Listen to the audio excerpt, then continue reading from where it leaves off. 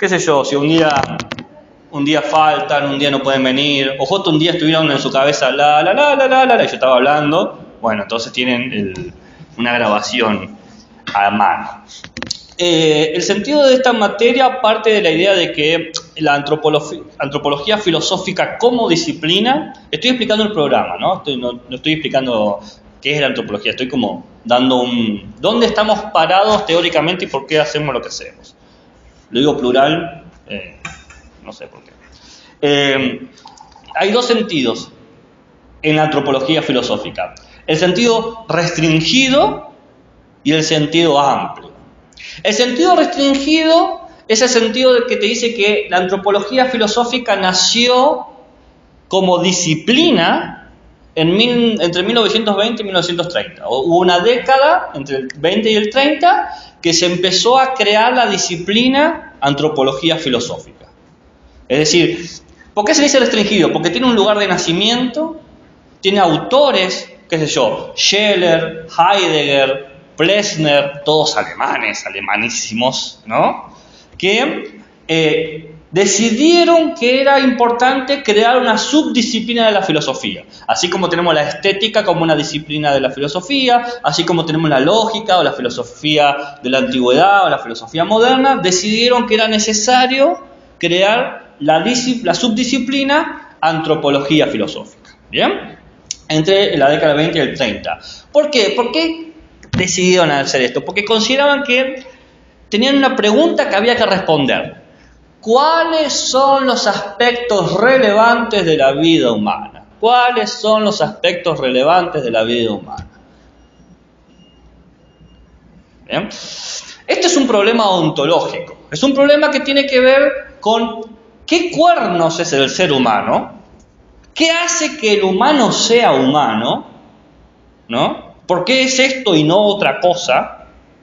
¿Y por qué siendo humano puede relacionarse de la manera en que se relaciona? Porque podemos relacionarnos de infinitas maneras, pero de alguna forma siempre terminamos relacionándonos de la misma manera. Por ejemplo, negando la mortalidad. Todos sabemos que nos vamos a morir, es una obviedad. Desde muy pequeños somos conscientes de la mortalidad. Los estudios psicológicos cognitivos dicen que más o menos a partir de los 4 o 5 años ya somos conscientes de la mortalidad. Pero vivimos cada día sin asumir que lo que hacemos quizás es lo último que hacemos. ¿Por qué nos relacionamos así? ¿No? Esa es una de las preguntas de la antropología filosófica. ¿Por qué nos relacionamos con nuestra finitud de esa manera? Otra pregunta: ¿por qué, siendo tan parecidos, esto es del sentido restringido entre la década del 20 y 30, son las preguntas que se hacían estos alemanes, ¿no? Estamos hablando en esta esfera, queda claro eso, ¿no? Porque después voy a explicar el sentido amplio. ¿Sí? Sí, no, ae, chífrenme, algo como para que... Otra pregunta que se hacían estos buenos alemanes, señores blancos, porque no se caían, era: ¿por qué, siendo tan parecidos a otros seres vivos, somos superiores? Es obvio. Pero si yo tengo destornillador, tengo tren, ¿qué tiene el mono? Un palito. ¿O por qué tengo cultura y los otros no tienen cultura? ¿Y por qué, casualmente, nosotros, que tenemos mayor tecnología, somos más civilizados que, qué sé yo, los americanos, pobrecitos, que están en bola y a los gritos? ¿No? Son preguntas que cuando fundan la disciplina eran parte. Era una preocupación de ellos. En este sentido podemos hablar de los sesgos, ¿no? Y de los prejuicios. Pero también tratemos de entender, quédense tranquilo que cuando le tengamos que dar un palo, yo le voy a dar con un palo. No se preocupen, pero también tratemos de entender que para ellos era realmente una sorpresa. ¿Cómo puede ser que para nosotros sea tan común el tren y para otros sea como una cosa extraña? No lograban entender. Nosotros ahora podemos hablar de contextos históricos, podemos hablar de que el devenir de las civilizaciones, de que tener tecnología más sofisticada o menos sofisticada no hace que alguien sea mejor o peor, pero eso es porque hubo años y años de teoría y de análisis, de digestión teórica. Pero en ese momento no estaba eso. Entonces, uno se agarra de lo que tiene como naturalizado. Por lo menos era un primer paso para desnaturalizar lo naturalizado. Por lo menos preguntándolo, evidenciándolo. Que las preguntas sean horribles, bueno, eso, estamos todos de acuerdo. ¿Bien? Pero, entonces, es más, para estas personas, una de las preguntas claves era cómo se relaciona el humano con Dios.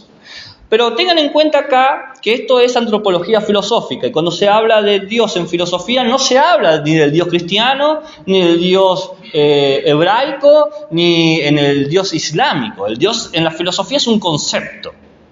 El Dios en la filosofía es un concepto. No tiene cara, no tiene personalidad. Es ese ser o esa fuerza o ese hecho que dio inicio a todo, ¿no? Por eso, ¿qué? Por eso vemos que Platón habla de Dios, o Aristóteles habla de Dios, porque son dioses en términos filosóficos. No es el barba blanca, ¿no? O qué sé yo, no sé si creen en Dios, no sé cuáles son sus perspectivas. Acá aceptamos todo, pero no dejamos títeres con cabeza también. O sea, bienvenidos a la paliza. Le golpeamos los ateos y a los creyentes por igual, ¿no? Somos un poco como los aztecas cuando llegaron los españoles, que les trajeron una virgen. No sé si conocen esa anécdota. ¿Y qué hicieron los aztecas? Dijeron, este es tu Dios, no hay problema. Y lo pusieron dentro de su panteón con muchos dioses. Dijeron, sí, este es tu Dios, pero acá entra perfecto con todos estos dioses. Que para los cristianos era una ofensa. Y yo, uno más, buenísimo. Ahora encontramos el Dios de la sábana, porque estaban todos con tela, ¿viste? Decir, buenísimo, bienvenido sea.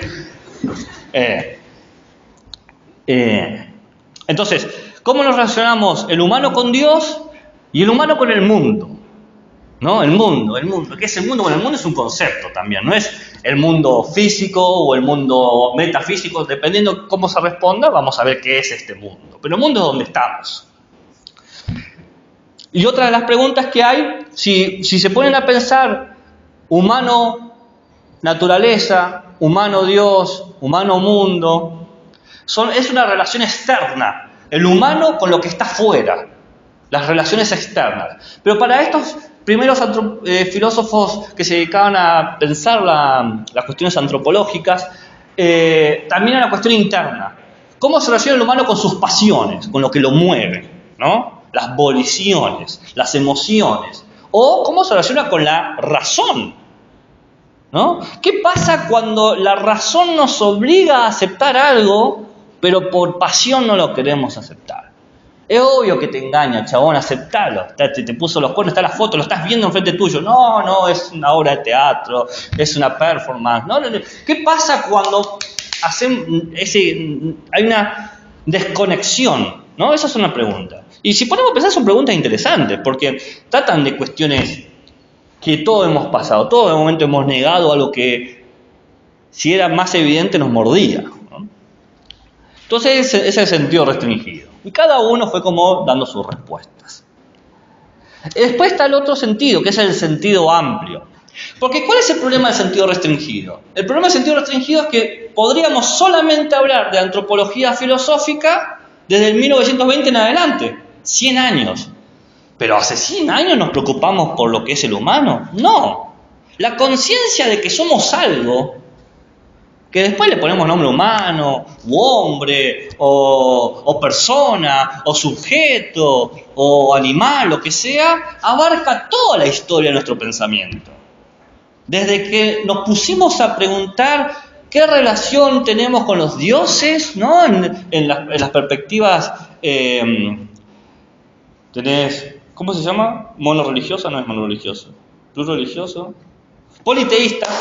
Monoteístas. Desde las perspectivas politeístas a las monoteístas, existe una lectura antropológica. ¿Bien? Y por lo tanto el sentido amplio nos dice que nosotros podemos agarrar cualquier texto de producción de pensamiento humano y preguntarnos, ¿qué idea de humano supone este texto? ¿Qué idea de humano supone este texto? Agarro un libro de medicina, ¿qué entiende por humano? Un libro de economía, ¿qué entiende por humano? ¿Entiendes lo que quiero decir? Yo puedo agarro un tweet que dice, nos tenemos que ofender porque en 1985 no ganó el Oscar. Bueno, ¿qué está entendiendo por la dignidad y el respeto del humano ahí? ¿No? cualquier texto tiene la posibilidad de ser interpretado filosófica y antropológicamente. Ese es el sentido amplio. No vamos a leer tú y que eso, tranquilo, no vamos a hacer esa tarea, porque es meterse en la boca al lobo, básicamente. Esto nos permite a nosotros incorporar otras corrientes de pensamiento, no solamente la alemana, podemos agarrar la francesa, la americana, la estadounidense, la africana, podemos incorporar un montonazo de pensamientos más, ¿entienden? ¿Y de qué parte el sentido amplio? Bueno, mientras el sentido restringido hacía la pregunta desde el humano como centro, fíjense que es el humano que se pregunta hacia afuera y el humano que se pregunta hacia adentro. Es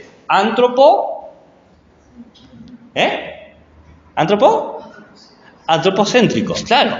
La perspectiva restringida es antropocentrista. Estoy desde aquí, ¿no? Antropo, humano, en realidad es hombre, pero yo cada vez que lea antropo voy a leer humano.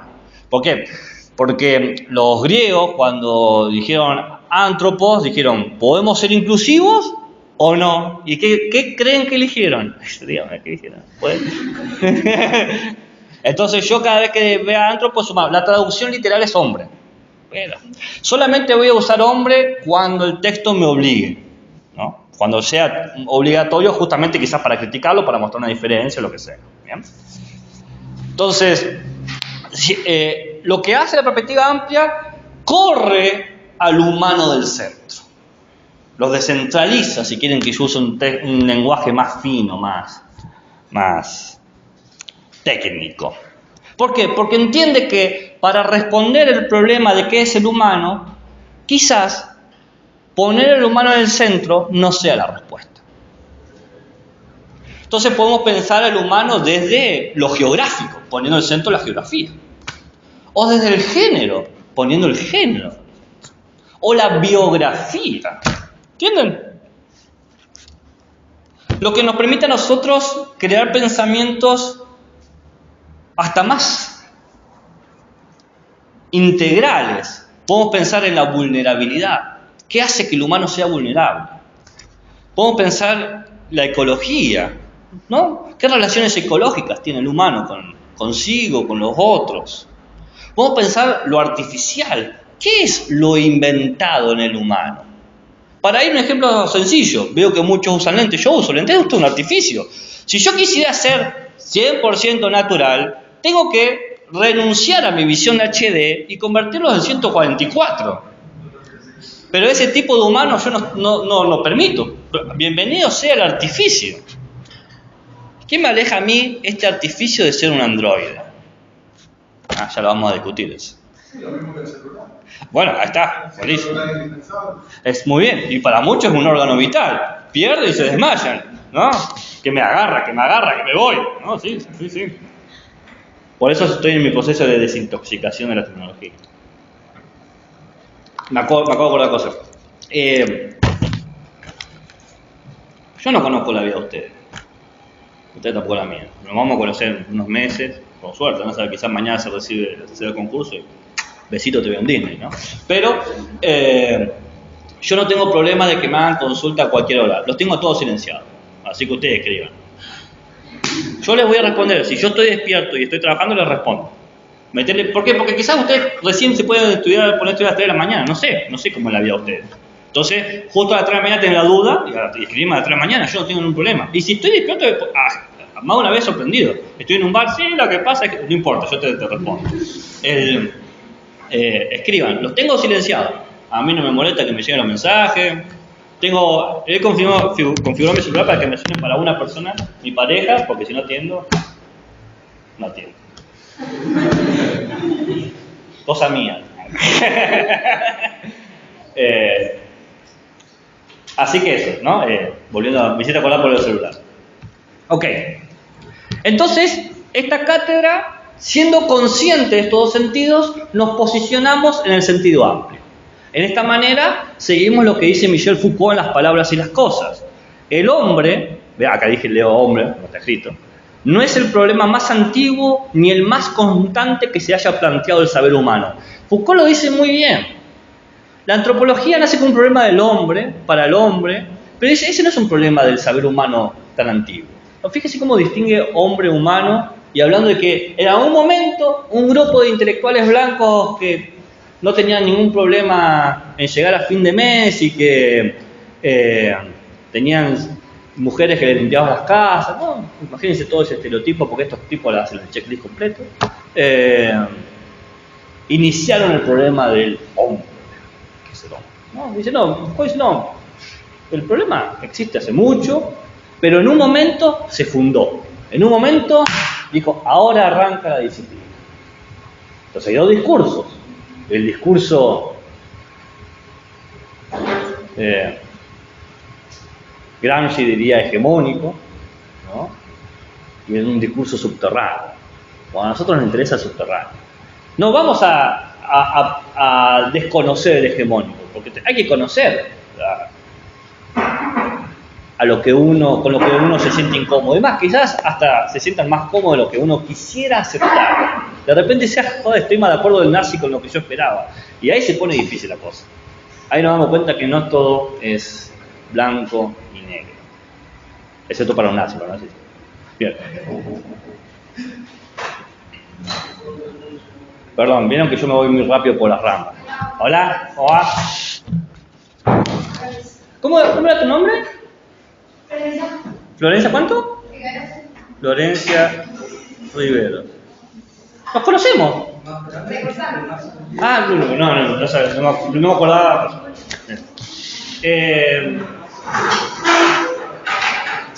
Me refería a vos como Florencia nomás, ¿no? Sí, está. Bien. Este sentido amplio de la materia nos permite a nosotros, por una manera, recuperar problemáticas sobre el humano preinstitucionales, antes de que se haya institucionalizado la disciplina. También nos permite habilitar diálogos que quizás no hubiesen sido posibles. Por ejemplo, la animalidad del humano, o la textualidad del humano, o la sexualidad del humano, o la situacionalidad. Podemos hablar de otras cosas que les interesa. Bueno, no sé si les interesa a ustedes, pero con el programa lo hice yo, asumo que. Y también nos permiten ofrecer otras herramientas analíticas que les hicieron a ustedes para su profesión, porque asumo que en algún momento se quieren dedicar a esto. Lo bueno de estas carreras es que nadie nos obliga, ¿no? Nadie dijo, tu padre es filósofo, tu abuelo es filósofo y tu bisabuelo es filósofo, pero yo quiero ser ingeniero civil. No existe eso, ¿ves? Mayormente es al revés, ¿no? Entonces nos da herramientas. Ok, veamos a las unidades y la biografía. Los objetivos que tienen que cumplir para regularizar y o promocionar la materia es promocionar, son 5. Yo se los leo, que tampoco son tan locos. El primero es apropiarse de las nociones básicas de la antropología filosófica. O sea, entender un poco los conceptos.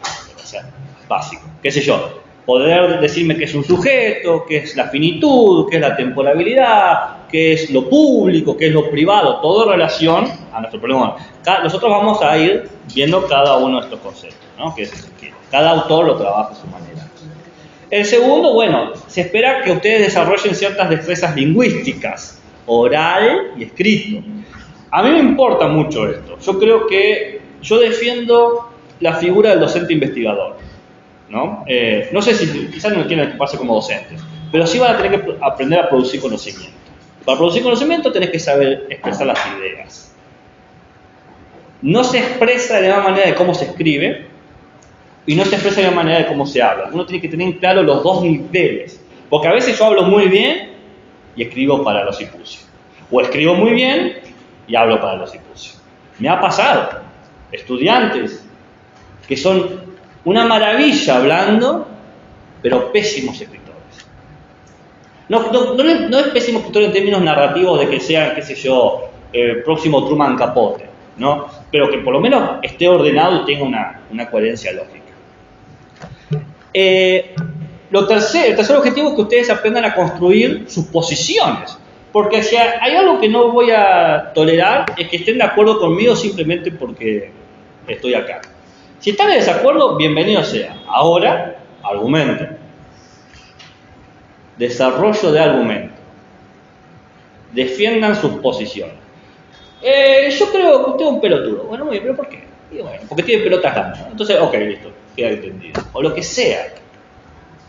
Pero tienen que dar los argumentos. Si no, es un prejuicio, es una opinión. Y para opinar vamos afuera. Acá estamos profesionalizándonos, nos gusta o no nos gusta. De vuelta, nadie tiene un abuelo filósofo, un bisabuelo filósofo, o sí, hay alguien que haya venido a estudiar filosofía porque viene de 7 generaciones de abuelos filósofos. No existe eso. No existe, yo no conozco a nadie. Ni siquiera los filósofos famosos son así. Mayormente era, no, mi padre era médico y mandé todos los impulsos. No, es así. Entonces, aprendan a argumentar y a posicionarse.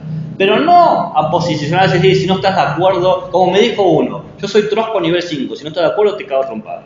Digo vos cagame trompada, pero no deja de tener hecho de que estás equivocado cuando estás argumentando, ¿no? Pero bueno, no dolió tanto cuando me pegó.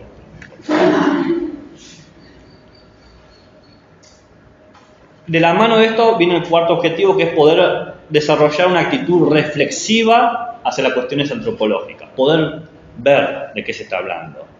No anular un problema simplemente porque no te interesa.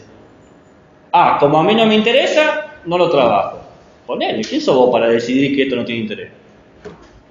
O sea, años de gente produciendo conocimiento, para que justo vos, Juan de los Palotes, no tengo ningún Juan, ¿no? Porque quizás sonaba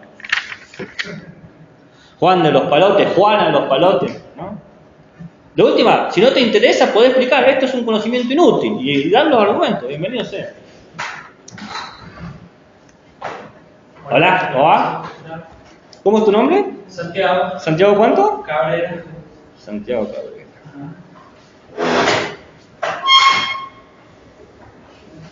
Santiago. ¿Querés que me refiera hacia ti de alguna manera particular? ¿Cómo? ¿Quieres que me refiera hacia ti de alguna manera particular? No entiendo la pregunta. ¿Usa un artículo? ¿Te identificas con otro nombre que no sea el tuyo? ¿Eh? Pero que No hay problema. Pero... Me encanta que te sientas sumamente cómodo contigo. Bienvenido sea. Como yo no te conozco, correría un riesgo en asumirlo. Mal hecho que nadie me preguntó a mí cómo quiero, pero está bien, ya me doy cuenta con quién estoy hablando.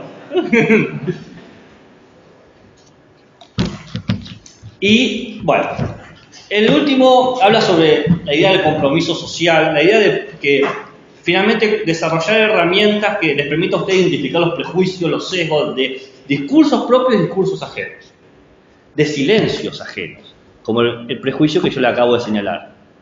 De que a mí nadie me invitó al diálogo de preguntarme cómo quiero ser mencionado. Esa omisión, no buscada, porque tampoco uno lo hace de mala leche, ¿no? Pero es real. Acá no pasa nada porque yo les tendí una trampa, porque es mi trabajo, hacerlos golpear con la pared. Pero ¿cuántas veces somos silenciosos de esa manera con otros de afuera? Las omisiones también matan. Cuando omitimos humanidades y olvidamos que hay otras formas de ser humano, y si muere esa persona, ¿quién lo va a llorar? ¿No? Es solo triste la cosa. Conmigo van a ser así, ¿eh? ¡Fiesta! Velorio. Va a ser así. No hay forma. Bueno, pero el velorio puede ser una fiesta, ¿no? No necesariamente. ¿No? No sé cómo van ustedes a los velorios. Yo mayormente trato de ir como enano. Total, ya está muerto, creo. Pero bueno, cada uno maneja... ¿cómo se dice? No es el duelo a su manera. El programa está dividido en 4 unidades, que casualmente se llama unidad 1, unidad 2, unidad 3 y unidad 5. No, mentira, unidad 4. La unidad 1 es fácil, introducción al problema antropológico filosófico, es como las cosas generales, hacemos como una pequeña genealogía de lo humano, del problema humano, vemos cómo se entendía el problema humano en la antigüedad, en la Edad Media, en la modernidad y en la contemporánea, como para dar un paneo, simplemente. La segunda unidad, sí. ¿Jorge? No. ¿Bueno? ¿Cuál es tu pregunta? Fernando. ¿Pero tu padre? No, te estaba preguntando porque tiene problemas que no he escuchado. Igual lo he pasado por WhatsApp. En la parte de información extra del grupo están todos los links ahí, ¿bien? Está todo. Y también lo paso por WhatsApp. La unidad 2 es sobre el problema de lo que es esperable en el ser humano. ¿Qué esperamos de un ser como el ser humano? ¿Qué sé yo? ¿Esperamos que sea honorable? ¿Que sea mentiroso? ¿Que sea blanco y negro? ¿Que a veces diga la verdad, a veces mienta? ¿Qué esperamos? Cuando te dicen, y es así, bueno, nosotros vamos un poco más. ¿Y qué es ese así? Porque, en la calle no podés detenerte con el verdulero y decir, usted me da esta papa, pero ¿qué quiere significar esta transacción simbólicamente? No, nadie se pone a hacer esas cosas. Pero bueno, lamentablemente en este claustro lo tenemos que hacer. Somos los giles que nos ponemos a preguntar esas cosas. La unidad 3 se divide entre el problema de la corporalidad y la intersubjetividad. ¿Qué es esto que tenemos? ¿No? La idea del humanismo. ¿Viste cuando dicen tenemos que tener una perspectiva humanista? ¿Ok? ¿Y qué es? Me encantó, o sea, bueno, ¿y qué es perspectiva humanista? Y bueno, que los ricos vivan mejor que los pobres. Ah, eso ya no me gustó, ¿no? ¿Qué sé yo? No sé, es que nunca te lo dicen. Nuestra empresa defiende los ideales más altos del humanismo. ¿Cuáles son esos ideales? Bueno. Y después la unidad 3 tiene otra parte del otro. Porque todo bien conmigo. ¿Y lo demás? Yo no sé si me están prestando atención o simplemente es una casualidad de que cada vez que digo algo hacen... No sé, porque no estoy en su mente. Tranquilamente podrían estar cantando una canción, ¿no? De los Pericos, no sé qué les gusta, ¿no? O de los Babasónicos que vinieron hace poco. No sé. ¿Cómo sé que su conducta... Ah, ya lo veremos. Pero bueno, acá ya tenemos una actitud, un no de entrada. Yo creo que no puede. Ah, bueno. Ahí vamos a ver un autor que va a defender su postura y vamos a ver un autor que va a criticar su postura. Porque a mí me gusta... Acá que estamos solos, el puterío. Me encanta que se discutan entre sí los filósofos. Entonces siempre busco uno que dice A y el que dice no A, para que se vayan a las trompadas, ¿no? ¿Por qué? Porque yo no sé, quizás puedo decir que no y otro dice no, está loco, si se salta la piel. Entonces darle argumento a los dos, ¿no? Lo arreglamos afuera, cuchillo, a ver si no sentí lo que yo siento, ¿no? No sé. No lo sé, honestamente, es una ignorancia que tengo. Lo vamos a descubrir juntos. Y la unidad 4 es cuando ya pateamos el tablero y nos empezamos a preguntar si existe un humano más allá de lo que vemos. Ahí existe la identidad privada. La identidad de uno. Ah, yo porque me encanta el color violeta. Yo siempre, los viernes, no sabes cómo soy. Un cafecito, no, a mí no me hablé de Chris Rock porque lo odio. No sé, ¿cómo sé eso que realmente pasa eso dentro de tu cabeza? ¿Existe? Quizás no existe, quizás sos pura cháchara. Quizás sos un almazón vacío. Y ahí hay alta tragedia. Che, de repente no hay nada dentro mío. Soy todo lo que digo ser, no soy lo que pienso que soy. Y de ahí viene otro problema, la humanidad como producto hegemónico. De repente, ¿quién es más humano? Gabriel Parabano, que es más blanco que la leche, ¿no? O mi amigo Federico Paredes, que siempre me dice, yo soy negro. Es negro. pero lo dice, o sea, lo afirma así, porque tranquilamente podrían hacerlo. No tiene obligación de decirlo. Nos conocemos hace 20 años, pero ¿qué es lo humano? Y por último, ya que nos preguntamos por el humano como producto hegemónico, terminamos de destruir todo. ¿Y para qué el humano? ¿Y si prescindimos del humano? ¡Chao! Besito, te veo en Disney. ¿Se puede pensar filosóficamente en las cuestiones antropológicas eliminando de la ecuación al humano? En principio parece que no, porque el humano es el centro del problema. Pero nosotros dijimos que estamos en perspectiva amplia, donde el humano está desplazado. Así que el problema del centro no lo tenemos.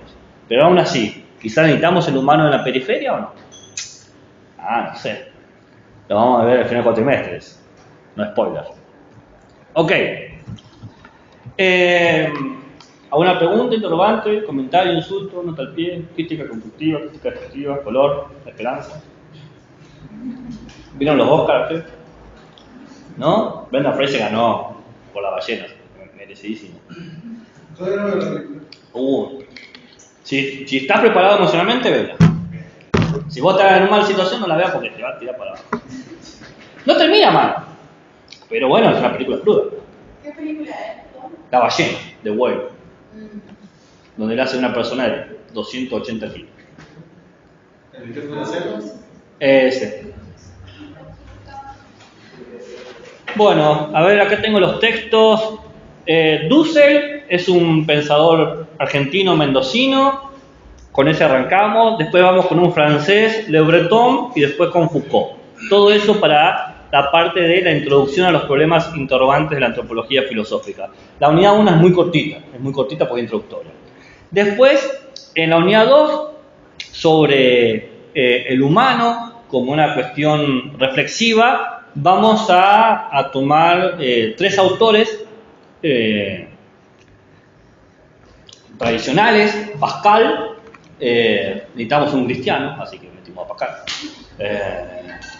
¿Por qué necesitamos? ¿Por qué necesitamos? Y porque si bien la filosofía judeocristiana tiene muchas cosas negativas, fue una de las primeras filosofías que se preguntó realmente sobre qué es el ser humano, ¿no? Y la respuesta la hace como el humano como una criatura, ¿bien? El ser creado. Pero bueno, es uno de los primeros que se... Entonces, pero la filosofía judeocristiana tiene 2000 años. ¿A quién cuernos elegimos? ¿Viste? A San Agustín, a San Anselmo, o a Bentofaí para ir a los árabes, ¿no? O a Avicena o a Berroe. Bueno, Pascal. ¿Por qué Pascal? Porque Pascal es uno de los que todavía tiene vigencia en muchas de las cosas que dice. Porque si hay algo que yo trato de hacer es traer pensamientos que si bien tienen algunos son muy viejos, otros están vivos, que tengan vigencia, que sigan siendo parte de las problemáticas contemporáneas. Ahora, si ustedes quieren problemas antiguos, bueno, yo les puedo dar biografía específica para problemas más tradicionales, ¿no? De ahí viene el concepto. Bueno, con Pascal vemos su famoso libro Pensamientos, no lo vemos todo, vemos una parte, y tiene acá la idea del vértigo de la existencia. El ser humano es el único ser que siente vértigo. Qué interesante la idea. Ya vamos a ver qué es ese vértigo existencial. Después Kant, y Kant no se puede escapar. No se puede escapar porque fue para muchos el verdadero fundador de la antropología filosófica, porque escribió un libro que se llama Antropología Práctica. Y entonces hablaba de la necesidad de pensar filosóficamente la antropología. Es un interesante libro ese, porque habla sobre el humano en su tensión entre la libertad y lo racional, pero es sumamente misógino ese libro. O sea, cuando le preguntan acá, bueno, buenísimo, el humano es libre, es racional, es todos los humanos, ¿no? O sea, estamos todos. Mira, nota al pie, ¿sabes quién no entra? Las mujeres. Las mujeres son seres de cotillón, ¿no? Una cosa así. Y dice, ok, un grosso, alguien para invitar a tu fiesta de cumpleaños.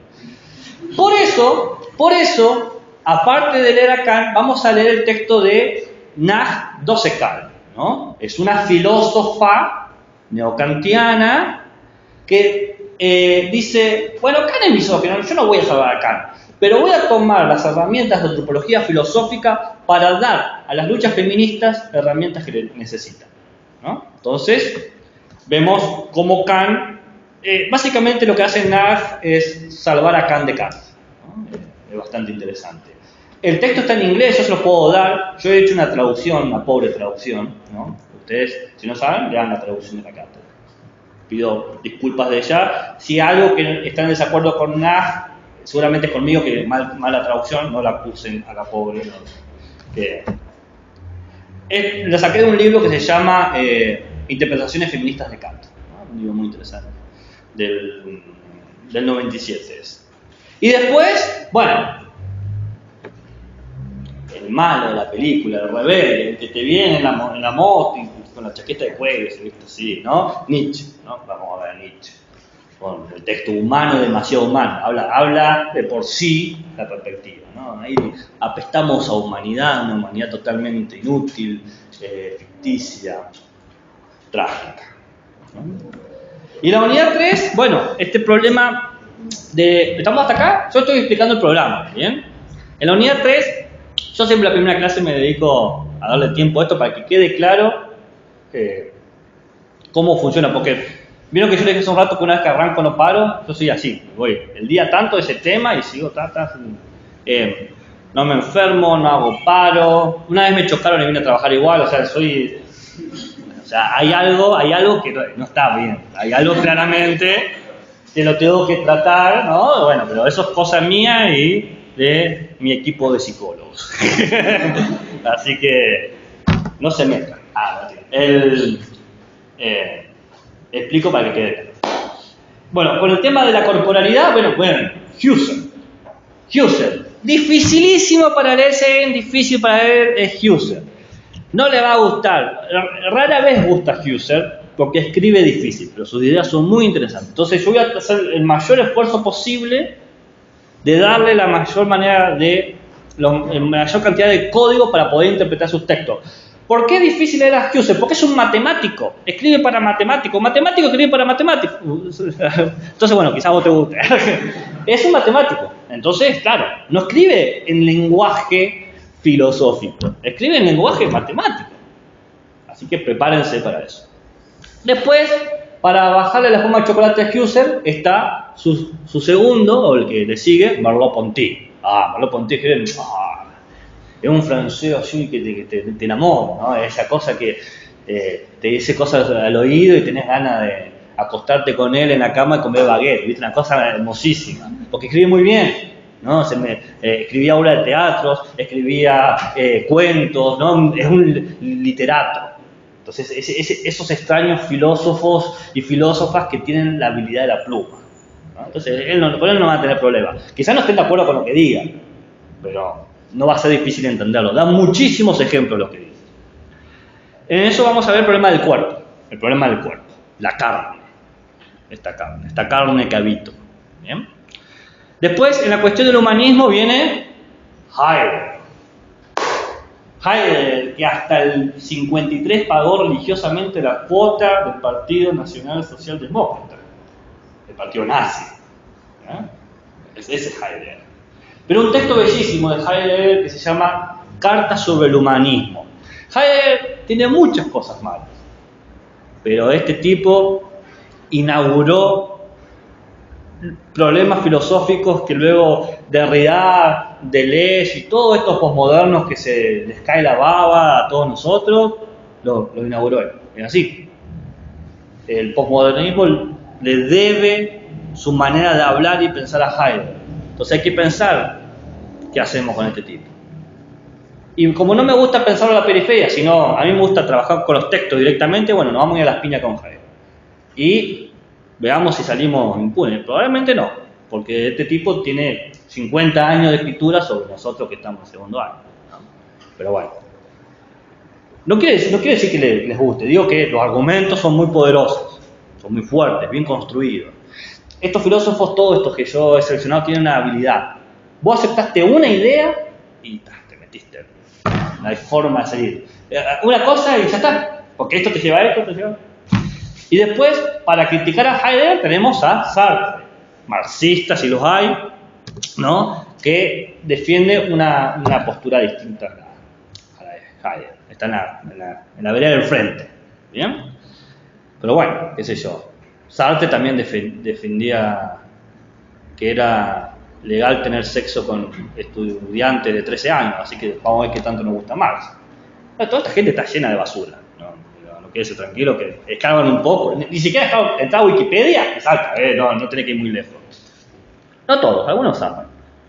Después está cómo conozco o cómo hablo del otro, el otro como un problema narrativo o cognitivo. ¿Puedo conocerte?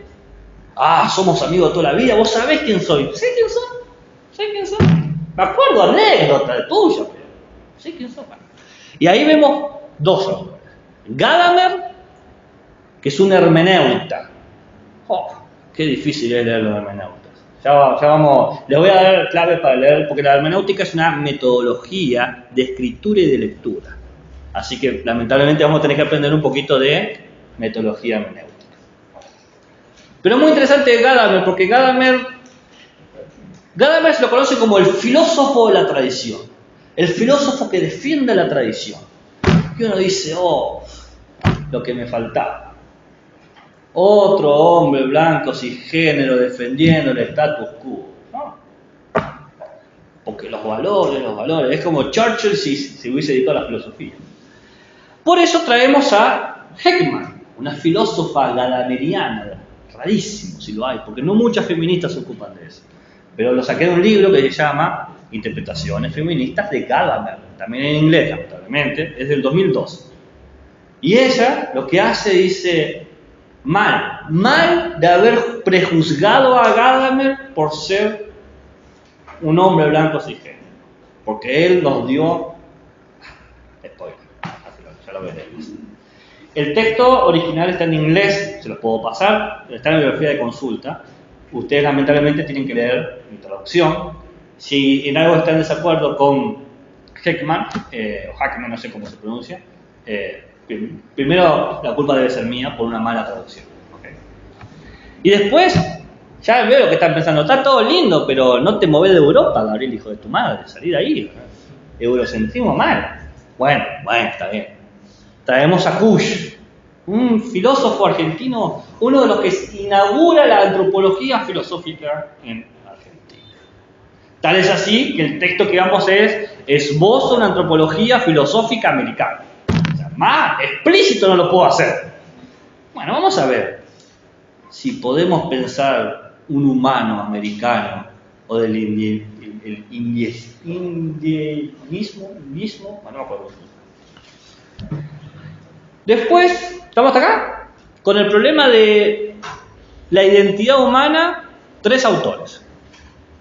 Nagel, tu amigo, que dice que no puedo saber qué pasa por tu cabeza, con el maravilloso texto de ¿Cómo es ser un murciélago? Es lindo, es muy bien ese texto.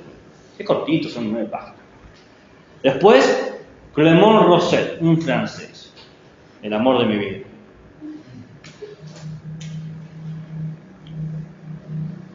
Con un texto que habla de que la identidad no es mía, sino la de otros. Básicamente. Y después, Dennett, está vivo.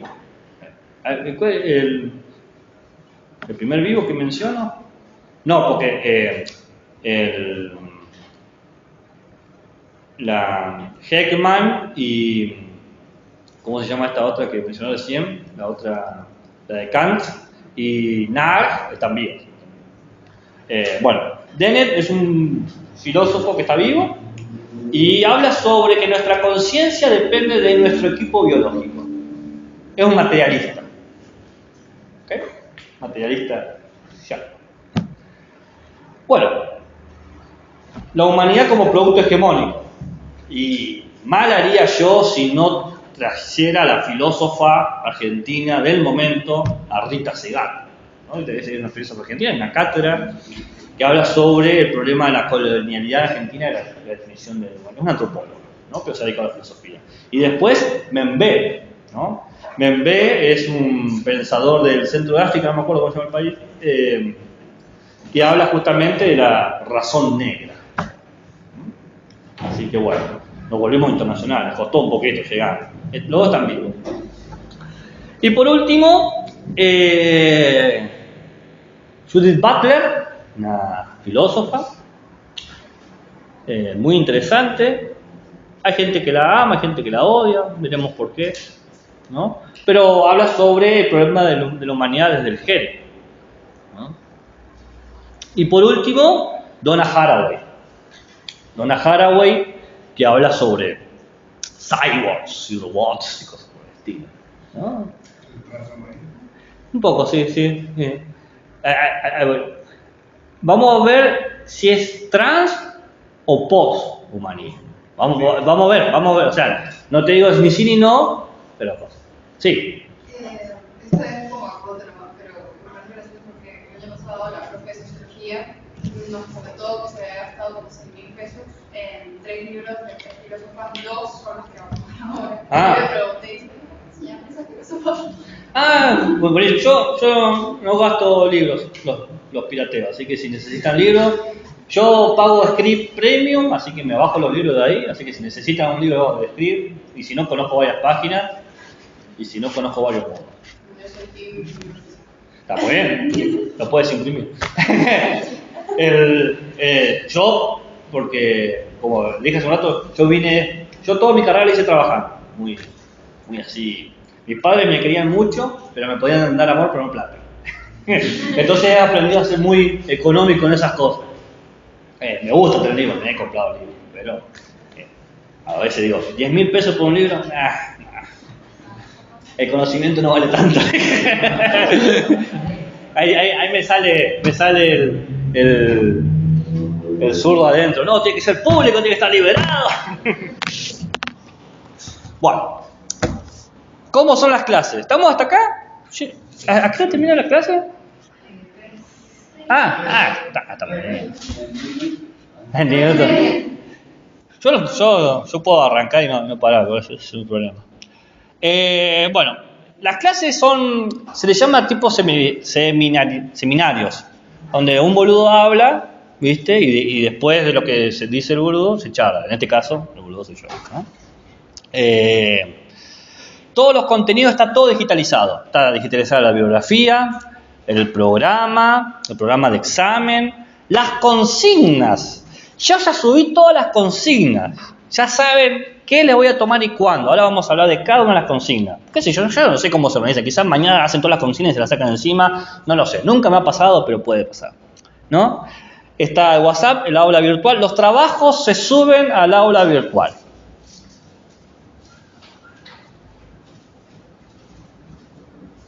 ¿Dónde se suben los trabajos? Muy bien, qué gente es, ¿eh? Ok. Bueno, se han construido, he hecho varios, herramientas evaluativas. El primer trabajo práctico que es ya tienen la fecha. El 21/3 me entregan el primer trabajo práctico. La semana que viene. Ya empezó el cuatrimestre, ya no es que un periodo de adaptación, no, ya está. El periodo de adaptación es hoy y mañana, ese es el periodo de adaptación.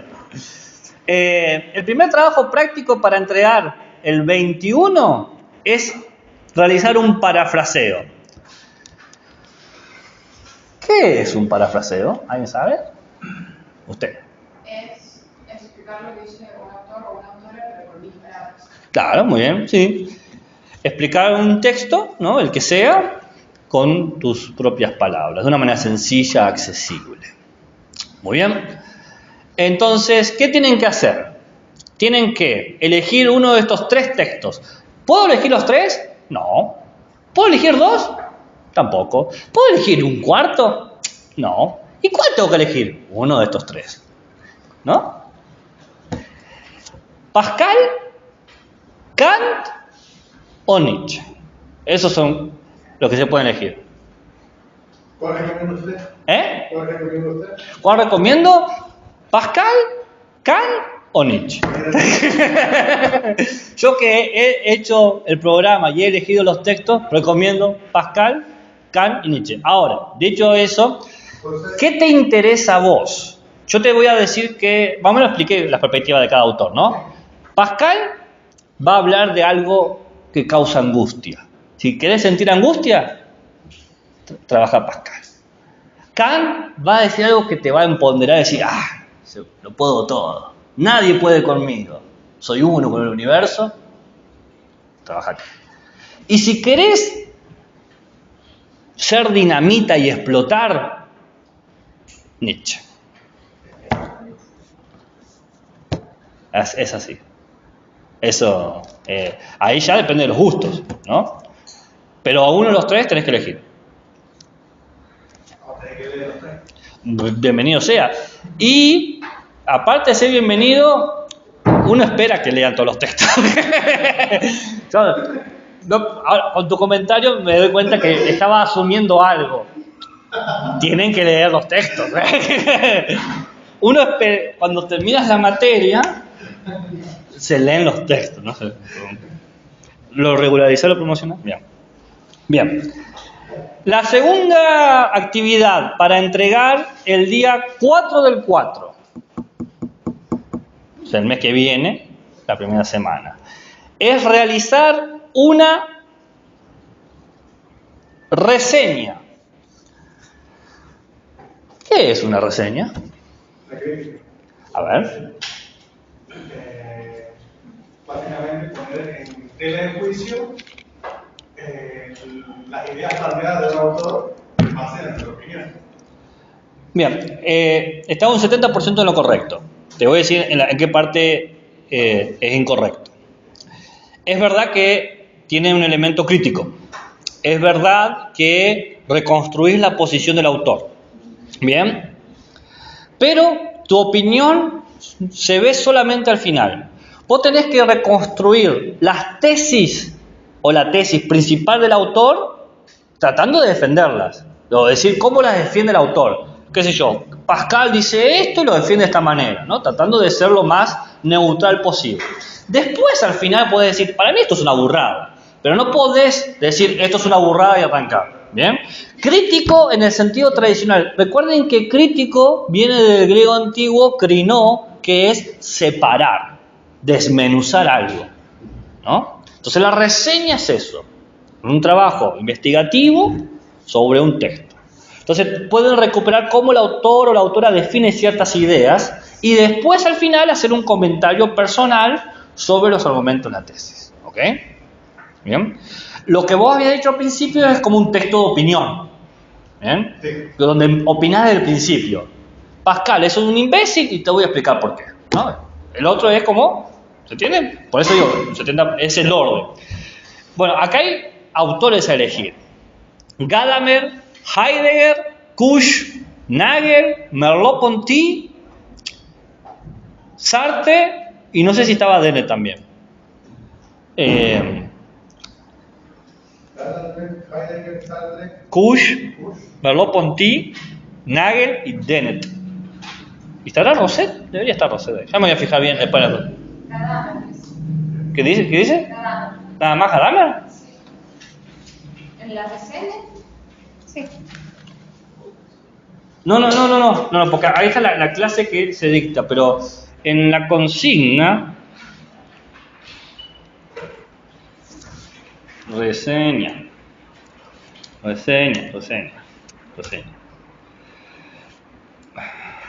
Acá. Gadamer, estoy en el programa, es la página 14. Gadamer, Heidegger, Husserl, Kusch, Nagel y Merleau-Ponty. Está, bien. Gadamer, Heidegger, Husserl, Kusch, Nagel, Merleau-Ponty y Sartre. 7. ¿Puedo elegir los 7? No. ¿Puedo elegir un octavo? Tampoco. Elijo uno. ¿Bien? ¿Cuál? El que quiera. Creo que lo he organizado. No voy a decir nada. Bien. ¿Se entiende lo de la reseña? En el programa yo doy la consigna y si ustedes leen un poquito más, les dice cómo hacer la consigna. Por ejemplo, en la reseña, página 14, dice consigna, elige una de las siguientes opciones. Y después dice definición. La reseña es un texto breve, cuál es el formato que se espera, ¿no? ¿Ok? Mi nivel de evaluación empieza del primer trabajo muy amable, fíjate la próxima vez de esto, a mal. Si ya estamos final de cuatrimestre, ¿okay? Soy muy amable y después me transformo con Mr. Jekyll y Mr. Hyde. Digo, esto ya te deja de salir. No le voy a gritar nada a nadie, pero sí les voy a señalar los errores. No porque esté en contra de ustedes, estoy en contra del texto. No. Me gustan textos que estén bien construidos. Después está el texto comparativo. Bueno, el texto comparativo ya el concepto lo dice, ¿no? Se compara, se cotejan, se relacionan ideas, perspectivas, conceptos, en este caso, de dos autores. Entonces, se tienen que elegir en base a distintas relaciones. Por ejemplo, Husserl y Merleau-Ponty, Heidegger y Kusch, Heidegger y Sartre, estoy en la página 16 ahora, Gadamer y Nagel, Dennett y Rosset, Segato y Membe, y Butler, ese Jimeno Martín, no, está mal ahí. Ese Jimeno Martínez no, porque lo saqué. Ya voy a ver ahí a quién pongo en la opción 7. Bien, Jimeno Martín no va, quedó como texto de consulta. Y 8, la opción entre Nietzsche y Holloway. ¿Okay? Tengo otra cosa en el 7. ¿Qué dice? Ah, bien, entonces yo tengo la versión, me bajé la versión vieja acá. Buenísimo. Buenísimo, listo, lo que dijo ella. El programa que tienen que les ha pasado. Está. Claro, yo no, es que no he bajado nada de esta PC.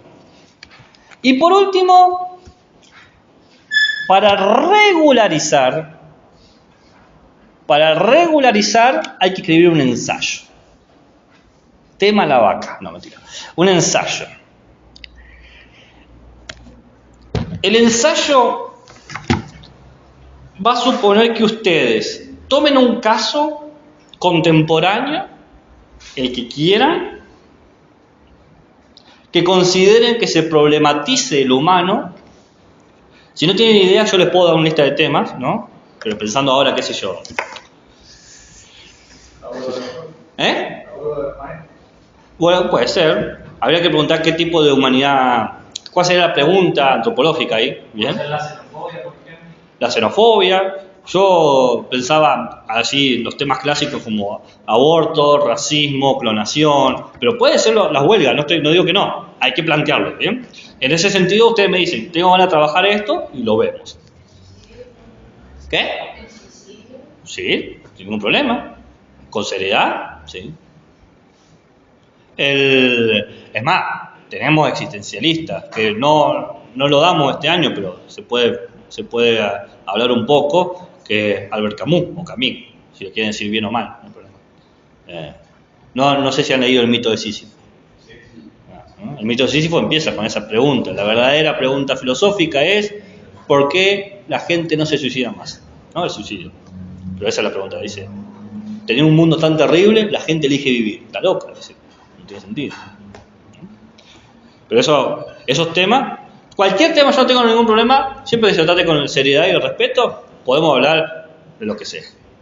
El ensayo. Eligen un tema, suicidio, huelga, ¿no? Pensándolo así, el tema de la huelga se puede pensar si el humano se define políticamente, ¿no? El humano, si lo político puede definirse. ¿No? ¿No? Esa es una pregunta. ¿Es necesario lo político en lo humano? Walter Benjamin diría que no, que sí, que el humano se entiende políticamente. Hannah Arendt también. El humano es lo político, no hay otra forma de ser humano, ¿no? Bueno, eso se ve. El ensayo, problema desde un autor o autora, y tienen que decir por qué consideran que ese autor o autora es pertinente para el problema que han elegido. No puede decir porque me cae bonito, no, explicar por qué, ¿no? Y tienen que tratar de solucionar el problema, porque eligen un problema, lo analizan, está todo bien, pero yo no quiero filósofos o filósofas que se lavan las manos, yo te lo diagnostiqué, no, ahora resolvelo, hacete cargo. Quiero la parte proactiva. Por lo menos un intento, no digo que vengan a salvar el mundo. Después está los que aspiran y pueden promocionar, ¿no? Porque la materia es promocional, que supone releer el ensayo regular, ¿bien? A través de la opción de ciertos tópicos, ¿no? Entonces, como que lo releen a través de unos tópicos a elegir, que son los tópicos de la materia. O sea, hacen un segundo ensayo, eso estoy diciendo. Ok. Una pregunta, comentario, insulto, nota al pie, crítica constructiva, crítica destructiva. Las exposiciones orales se evalúan. Yo creo que la pregunta que tendría sería, ¿cuándo termina el semestre? El semestre termina, te digo, el 12 del 6 para nosotros. El martes, o sea, terminará el viernes, pero nuestra última clase es el 12. Tenemos que votar aproximadamente esa fecha de realizar los dos ensayos y exponerlos. ¿De qué? Tenemos hasta esa fecha de realizar los dos ensayos y exponerlos. Las fechas están más o menos fijas, por ejemplo, el trabajo promocional se presenta el 12 del 6. Vos que tenés el programa nuevo, al final del cronograma, ¿aparece ahí bien? Acá ves. La exposición del trabajo promocional, el 6 del 6. La exposición del trabajo regulador, el 23 del 5. El comparativo, el 2 del 5. ¿No? Está en el programa. Debería pasarme algo para que no suceda. ¿Cuál es la fecha del texto comparativo? 2 del 5. ¿Querés que digamos los otros también? No. Ah. No, perdón. Bien, ¿respondí la pregunta? Muy bien, buenísimo. ¿Alguna duda más? ¿Seguro? No. ¿O tienen que digerir las dudas? A mí me quedó claro una cuestión en la actividad de la reseña, donde justamente lo que es un trabajo comparativo entre autores. No. Ese es otro trabajo. Parafraseo es un trabajo. Reseña es un trabajo. Texto comparativo es otro trabajo. Son 3 trabajos distintos. Ya sé lo que están pensando. Hoy se tomó una prueba y se hubiese dejado de joder. Bueno, pero no. A sentarse y escribir. Como decía mi profesor de filosofía de las religiones, culo y silla. Pero decía, pero yo trabajo parado, porque yo estudiaba en el trabajo, porque no tenía otra hora. Yo trabajaba en un agrido, explotado, mal. Entonces hacía los deliveries y me llevaba los apuntes. Entonces iba caminando. ¿Sabes las veces que casi me atropellan porque iba leyendo los textos, caminando, llevando los pedidos? Qué vergüenza. El despliegue de la materia. Lunes de 13:15 en teoría a 15:30 y martes es un horario horrible lo del martes. A mí me gustaría que consensuemos algo. Tenemos que hablar quién está después los martes para hacerlo algo más llevadero. Pero bueno, de las 16 a las 5 más o menos son los martes, una hora. ¿Qué hacen en una hora? Te mira la cara, o sea, no tiene sentido la hora. Todas en el mismo aula. Éxitos. Me pueden escribir por WhatsApp. Mira que tenía el cronograma. Claro. ¿Ves? Hoy presentación de la materia. El 21 del 3 el parafraseo. El 4 del 4 reseña. El 2 del 5 el comparativo. El 23 del 5 regulador. Y el 6 del 6 el promocional. ¿Está bien lo que dije? Fíjense que la última clase le puse cierre. La última clase no la laburo. Venimos, hacemos un picnic, comemos y no hacemos nada. Charlamos sobre qué tan mal nos sentimos conmigo. Con la institución oral, ¿cómo es que tenemos? El día, por ejemplo, el 21 del 3, que ustedes entreguen el parafraseo, ese día exponen. O sea, me lo entrega. Para entregarlo físicamente, virtualmente a la página, tienen hasta las 0 horas del 21 del 3. Pero en el horario de clases se da la exposición oral. ¿La página está dentro de lo que es el programa o en la descripción del WhatsApp está el aula virtual. Si no lo ves, lo puedo reenviar. Bien. ¿No? ¿Sí? Ahí.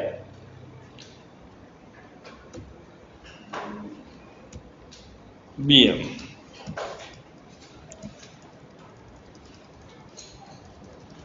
Creo que he explicado todo, ¿no? ¿Y qué es lo que quería consultar en la actividad de martes? Me gustaría a mí que sean 2 horas y 2 horas, no 2 horas 45 el lunes, cosas así, y 1 hora el martes. Porque me parece un desbalance total eso. Entonces quizá 1 hora 45 un día y 1 hora 45 el otro, entonces ya sabes que tenés unos bloques más cómodos para desarrollar la cátedra. Pero eso, antes de poder consensuarlo con ustedes, si se puede o no se puede, tengo que consensuarlo con los docentes que están antes y después de esta materia. Porque si dicen, lo siento, ¿y qué va a hacer? No va a hacer nada. Eso ya depende de otras cosas. Pero como no sé quién viene después,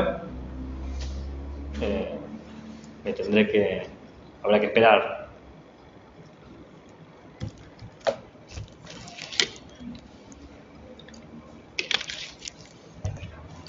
¿Quieren 5 minutos de recreo y volvemos? 5 minutos, no sean hijos de su madre. Se vayan a...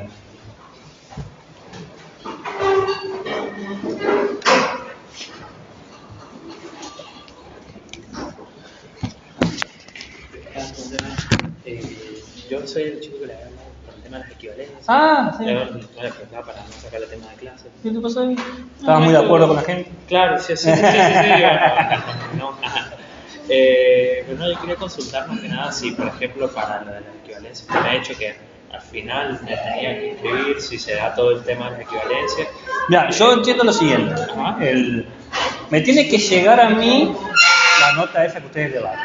Si una vez que me elevan, yo apruebo el programa. Yo lo que decía es que podía reconocer 1/3 del programa. Si vos te has dado cuenta, es muy distinto los programas con los que trabajamos. Sí. Pero tampoco me parece impropio desconocer que por lo menos ya está en inicio la reflexión antropológica y filosófica. Entonces, al llegar al programa, yo apruebo eso y vos después tenés que preparar un final con el porcentaje de la materia que no está reconocido. Claro. ¿Bien? Sí. Y eso se pacta una mesa, se hace una mesa concertada. Eso es el camino cuando me llegue eso, que yo no tengo ningún poder de control sobre eso. Claro, Vos lo que tenés que hacer es ir a insistir. Claro. Esa es tu tarea. Si querés ir por ese camino. Y si no, podés hacer el tradicional. Claro. Vos y no sé quién más estaba. Sí, otro chico que no ha venido hoy, pero sí. En ese sentido, con lo que vos te sientas cómodo. Y no quiero tomar decisiones por ti. Claro, no, si se puede, la otra manera, o sea, la de las mesas concertadas y eso, la verdad lo preferiría, Bueno, porque tengo que listo. terminar de sacar materias ahora durante el año. Buenísimo, métale para adelante. Estaría bueno venir a las clases, pero sin toda la presión del trabajo práctico, de